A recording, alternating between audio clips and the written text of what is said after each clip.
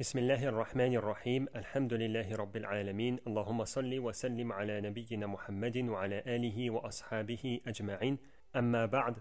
Nous poursuivons l'événement de la conquête de la Mecque. Comme nous l'avons vu, cette conquête eut lieu pendant le mois de Ramadan. Le prophète sallallahu alayhi wa sallam quitte à Médine le 10 Ramadan de l'an 8. L'ensemble des musulmans étaient en état de jeûne. Arrivé à Kadid ou alors Koudaïd, près de Usfan, entre la Mecque et Médine, le messager d'Allah sallallahu alayhi wa sallam rompit le jeûne. Il leva un récipient pour que ses compagnons le voient et but. Il ne cessa de rompre le jeûne jusqu'à ce que le mois de Ramadan se termine. Il poursuivit sa route accompagné de 10 à 12 000 hommes. Az-Zuhri rapporte qu'il conquit la Mecque le 16-17 Ramadan, ce qui implique qu'il parcourut la route entre Médine et la Mecque en 6 ou 7 jours. Sur le chemin, deux hommes se convertirent à l'islam. Abu Sufyan ibn al-Harith ibn Abd al-Muttalib, qui est le cousin du prophète sallallahu alayhi wa sallam, et Abdullah ibn Abi Umayya, qui fut celui, avec Abu Jahl, qui déconseillait à Abu Talib de se convertir à l'islam lorsque le prophète sallallahu alayhi wa sallam lui demandait de prononcer l'attestation 2 fois avant de mourir. Le prophète sallallahu alayhi wa sallam se trouve à présent proche de la Mecque, à Mar Dhahran, et c'est là qu'il établit son campement.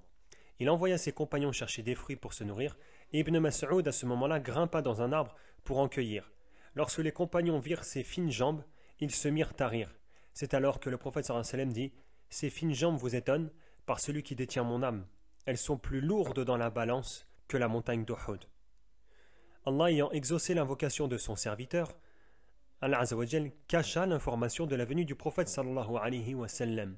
Et Abu Sufyan, sachant que le prophète n'avait pas accepté le renouvellement du traité de paix, tournait autour de la Mecque. Un jour, il sortit autour de la Mecque, tourna avec deux autres personnes, Hakim ibn Hizam et Budayl ibn Warqa. Ils décidèrent donc de patrouiller aux alentours de la Mecque. C'est alors qu'ils virent un campement immense, avec des feux allumés çà et là. Ils se demandèrent qui pouvait se trouver là, surtout avec un nombre aussi important de personnes. Al-Abbas, l'oncle du prophète sallallahu alayhi wa sallam, qui passait à proximité et entendit la discussion qu'il y avait entre Abu Sufyan, Hakim ibn Hizam et Budayl ibn Warqa, intervint dans la discussion et dit « Ne savez-vous pas que c'est le prophète sallallahu alayhi wa sallam qui est venu pour conquérir la Mecque ?» À ce moment-là, Abu Sufyan ne savait plus quoi faire. Al-Abbas l'emmena donc rencontrer le prophète sallallahu alayhi wa sallam.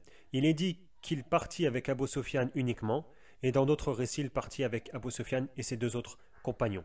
Omar ibn al-Khattab, radiyallahu anhu, lorsqu'il vit Abu Sufyan sur la monture du prophète sallallahu alayhi wa sallam à l'intérieur du camp des musulmans, dit « Abu Sufyan, l'ennemi d'Allah, la louange appartient à celui qui me l'a apporté sans que nous ayons de pacte. » Omar ibn al-Khattab tenta d'attraper Abu Sufyan, mais Abu Sufyan et l'Abbas ont accéléré le pas pour atteindre le prophète sallallahu alayhi wa sallam et pouvoir entrer dans sa tente.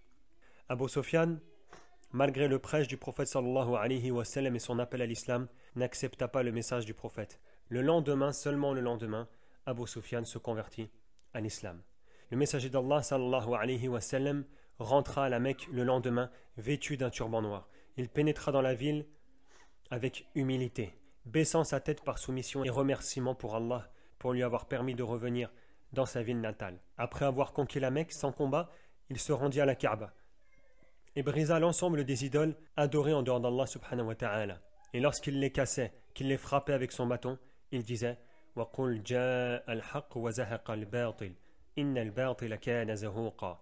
Et dit, la vérité, l'islam est venu, et l'erreur a disparu, car l'erreur est destinée à disparaître.